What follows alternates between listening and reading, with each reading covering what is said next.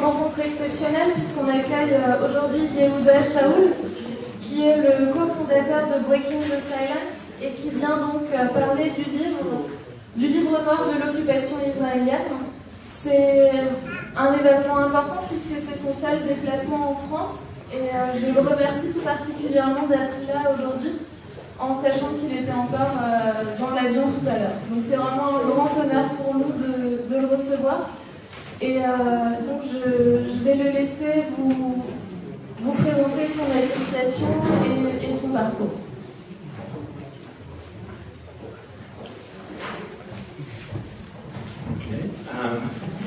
Thank you very much for putting this together. It's definitely very exciting. When a new book is being published and the first time I'm speaking in the context of this new book. So thank you all also for coming. I'll maybe say a few words about myself, where I come from, and about Breaking the Silence, and move on from there. So my name is Yehuda Shaul. I'm 30 years old. I was born and raised in Jerusalem. The reason why I have an American accent is because my parents are from North America, but I was born in Israel. I'm a practicing Orthodox Jew. I grew up in what you would call the right side of Israeli politics. I did my high school in the settlement in the West Bank. My sister is a settler today, so that's my political background in terms of where I grew up. Alors, merci aussi beaucoup. C'est très excitant de parler d'un nouveau livre, surtout que moi je dois en parler maintenant, et je voudrais vous remercier tous d'être là. Alors, on m'a demandé de parler de moi, et puis ensuite un petit peu du livre. Je m'appelle Yehuda Shaul, j'ai 30 ans, je suis né, j'ai été élevé à Jérusalem. Si vous notez un petit accent américain, c'est parce que mes parents sont américains, mais je suis bien né en Israël. Et je suis un juif pratiquant orthodoxe. Et j'ai été élevé sur le bon côté, si vous voulez, de cette mentalité, parce que j'ai été élevé dans une colonie, et mes sœurs y sont encore. And when I graduated high school, I joined the IDF, the Israeli Defense Forces. In Israel, we have a conscription, a draft. Men serve for 3 years, women for 2 years. I served from March 2001 to March 2004 as a combat infantry soldier and a commander. I ended my service as a company sergeant. A company is a group of around 120 soldiers. Alors, quand j'étais à l'école secondaire, je me suis fait enrôler dans le IDF, les forces de défense israéliennes, et où j'ai été pendant 3 ans. Vous savez qu'il y a une circonscription de 3 ans, hommes comme femmes d'ailleurs. Et donc de mars 2001 à mars 2004, j'ai été commandant, et puis j'ai terminé finalement sergent d'une compagnie. Just reminding you, it was the peak of the violence of the Second Intifada, 2002, 2003, 2004. And even though I come from my political background that I come from, I still had a lot of questions and doubts about what we are doing during my service. Alors, je vous rappelle que cette époque de 2001 à 2004, c'était le pic de la deuxième intifada, donc c'était un moment extrêmement critique, et bien que je vous ai dit, le milieu d'où je suis sorti, j'avais tout de même pas mal de doutes sur ce qui se passait. But it was only towards the end of my service, the last few months, when I was facing my next step in life, being a civilian, when I found myself in a place of stop thinking as a professional combat soldier, but starting to look about life as a civilian, was for me the turning point. And I was able to start to see things in a different perspective. And what I've realized and what I understood is not something that I could live with. So I felt I need to do something.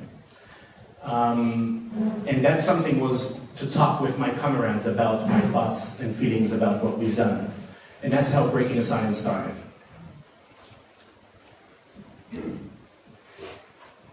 Alors, pardon, quand vers la fin de mon service militaire, où je devais me préparer pour retourner dans la vie civile, je ne pouvais tout de même pas m'arrêter de penser comme un soldat, mais ça représentait un tournant, où j'ai dû tout de même me poser encore des questions un peu plus pointues, et prendre peut-être une perspective différente sur les choses que je vivais. Et je me rendais compte que je ne pouvais pas vivre tout seul ce que j'étais en train de vivre. Et il fallait faire quelque chose. Alors comment? J'ai commencé en parlant avec mes camarades. And being there at this place of discussing between ourselves, among ourselves, what we've done and seen,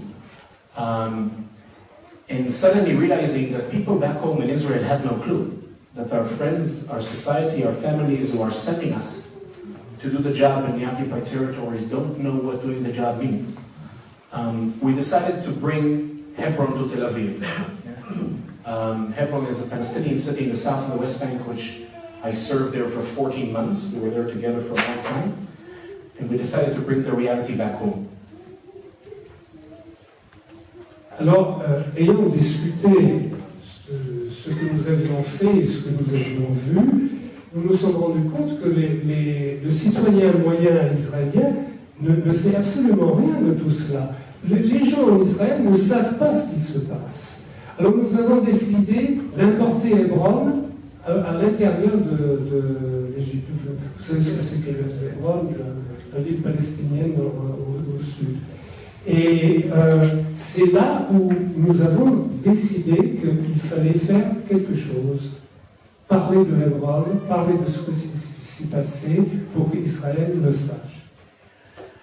So I left the military in March 2004, and in June 1st, 2004, we opened a photo exhibit and video testimonies in Tel Aviv about our time in Hebron.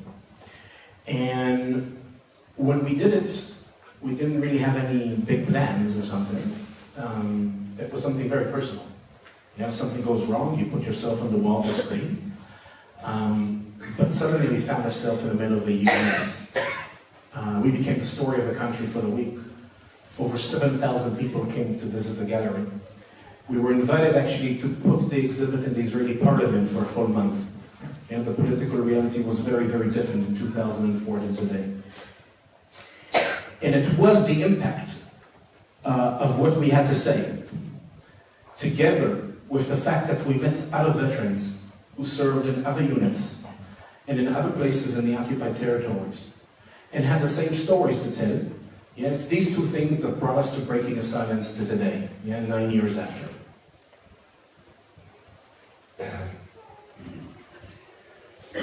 Alors, j'ai quitté mon unité en 2004 et nous avons organisé la même année une exposition de photos à Tel Aviv. Nous n'avions pas de très grands plans, c'était très très personnel. C'est un peu bizarre de se mettre en scène comme ça sur des murs. Mais nous sommes entrés dans un énorme bordel, pour le dire clairement. 7000 personnes sont venues voir cette exposition. On nous a même permis de montrer l'exposition pendant un mois dans le Parlement israélien. Et l'impact de ce que nous avions à dire était énorme. Car d'autres unités, des personnes qui avaient participé dans d'autres unités de l'armée, dans d'autres lieux, se sont joints à nous. Et puis finalement, maintenant, 2 ans plus tard, nous avons décidé de publier. Basically, what we do is we interview, video and audio tape soldiers and ex-soldiers about their experience. Until today, we've interviewed over 950 people. And we publish it after cross-checking and verifying it. And the second thing we would do is we would try to use our personal experience as an educational and an advocacy tool. And it's all about, if I try to put in one sentence what we're trying to do, so I would say that Breaking the Silence is about holding up a mirror in front of our society, demanding from Israeli society to take moral and civil responsibility for what's being done in its name. Yeah, it's about trying to force a public debate in Israel about the moral implications of sending our military to maintain a prolonged occupation over another people. It is obvious we're against the occupation, otherwise there was no reason for us to do what we do. But our tool, our method, is basically to come and demand accountability from our society for what it sends our military to do for over 46 years already.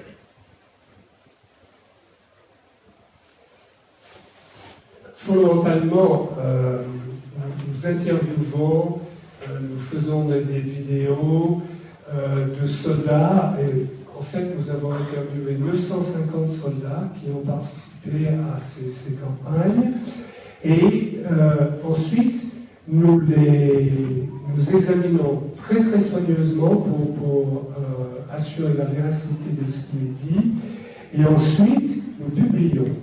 Et ces expériences personnelles doivent servir d'éducation à la société israélienne. Si je devais résumer le tout en une phrase,